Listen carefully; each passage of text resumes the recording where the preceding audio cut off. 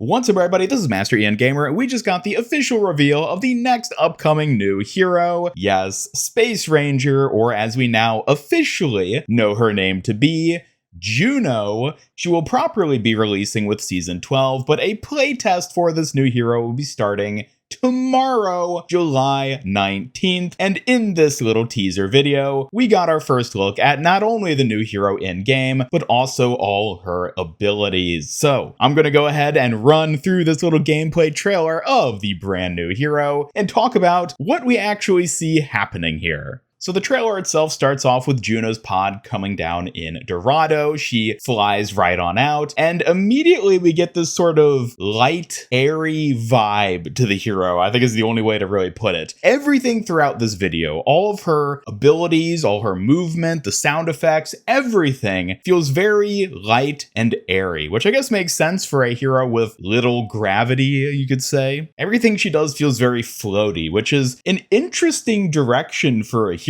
I'm curious to see what this is actually going to feel like playing her in game, if she really does feel this floaty and bubbly, so to say, or if it's more just playing up the aesthetics of the hero in the trailer here. But either way, we do get a look at her abilities. First and foremost, her primary fire, which is the Medi Blaster, a SMG. Yes, Blizzard said they weren't going to give her an SMG, but it looks like they did anyways, which from what I can tell, looks like a typical sort of burst fire SMG that seems to behave similar to Ana's primary fire, in that its shots heal allies and also damage enemies. It doesn't seem to have two different firing modes, but rather is just a singular shot that if it hits an ally, they're healed. If it hits an enemy, they're hurt, which actually seems to be how a few different mechanics with this hero actually work. Next up, we get a look at what seems to be her personal mobility tool using her little Pulsar 1 jet boosters as part of the glide boost ability. It seems pretty similar to Echo's just sort of flight mechanic, where she just gets a bit of airtime, seems to sort of float or glide around a bit as she's using it. Honestly, this feels very similar to Echo's flight ability from how we see it depicted here, and I will be curious to see in-game how it actually differs, if at all, from that mechanic. And then we get this nice little bit here where she melees Venture by kicking them, so I suppose she's taking a page out of Zenyatta's book, and that her melee is a kick as opposed to a punch. And then we move on to her second ability, Pulsar Torpedoes. So what these appear to be are an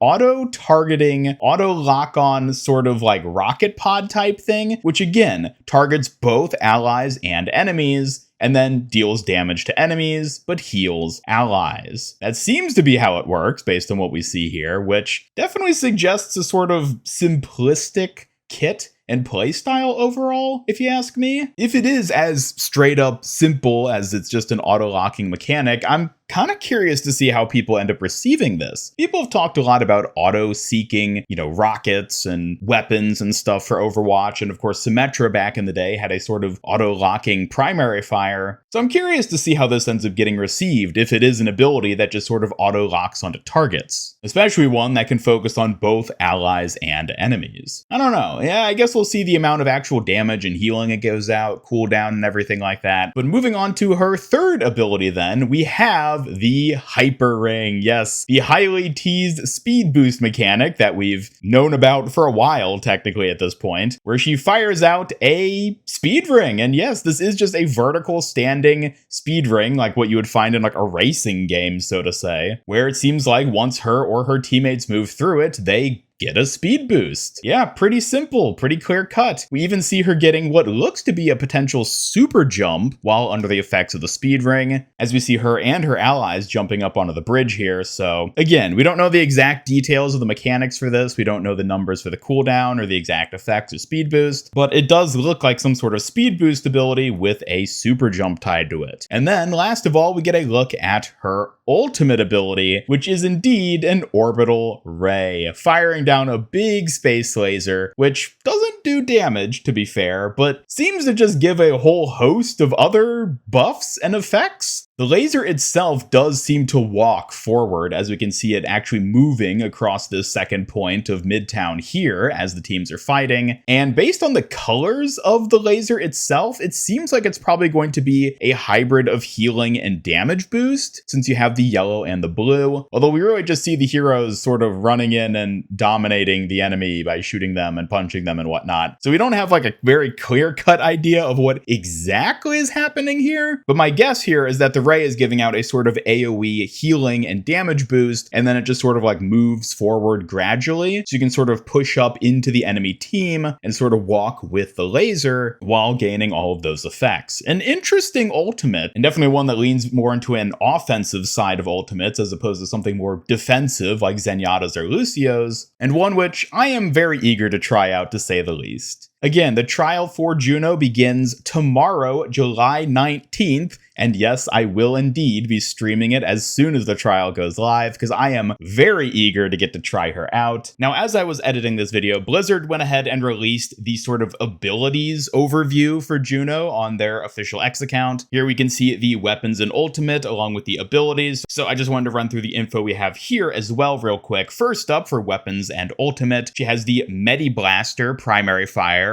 burst fire weapon that heals allies and damages enemies. So yes, it is like Ana's weapon where the single shot heals and hurts depending on who it hits. Her secondary fire then is the pulsar torpedoes, the sort of auto-locking mechanic we saw. Press secondary fire to lock on, then primary fire to fire homing projectiles. Heals allies over time and damages enemies. So yes, like her primary fire, the secondary fire is also a, sort of multi-purpose utility in that sort of regard. And then for her ultimate, orbital ray, call down a ray that travels forward, healing allies and increasing their damage. It doesn't do damage to enemies, it doesn't give a speed boost or anything like that, it is just healing and damage boost. And then for her abilities, glide boost, glide horizontally with increased movement speed. So it always seems to be very horizontal as opposed to the bit of verticality which Echo gets. Although Juno does have her own sort of aerial stuff, which we'll get to in a second. Hyper ring, deploy a ring that increases movement speed of allies that pass through it. So yeah, pretty simple still, but an interesting ability. And then her passive ability, Martian Overboots. While airborne, press jump to double jump and hold jump to hover. Interesting. So she has the Genji double jump, basically. And then if she holds it, she can just sort of hover in the air, which I guess can sort of combo with her glide boost to get like further horizontal mobility. I'm wondering how long she can hold this, if this is like an indefinite thing where she can just sort of stay airborne, hovering there basically, or if there's like a limited time before she drops down. Again, we'll have to find out for ourselves once we actually play her in game starting tomorrow, but it is nice that we get a bit more of a look at her abilities, a bit more information about them from this here. And on that note, let me know your thoughts on this new hero by dropping a comment down below. Do you have any particular thoughts about the abilities we've seen showcased here today? Or maybe you're just excited to get to play her and, I don't know, want to share that. Either way, be sure to leave a like if you enjoyed this video and subscribe. Hit up that bell icon, follow me on X, and join my Discord server to hang out and never miss any of my future Overwatch 2 news, streams, and other content. Special thanks to my YouTube channel members who help make these videos possible. If you'd like to join them to earn some cool rewards, then just hit that join button down below. Otherwise, this is Master Ian Gamer signing off, and until next time, have a great day.